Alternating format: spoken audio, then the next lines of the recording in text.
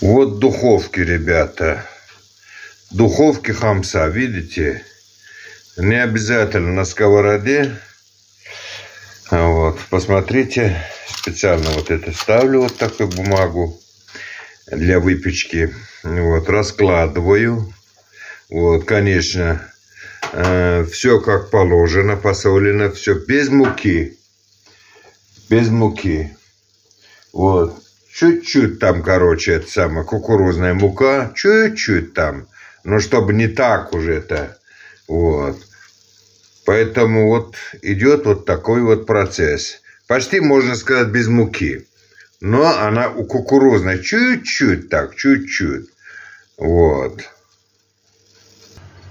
Вот картошечкой подается вот такой вот вареной картошечкой. Видите?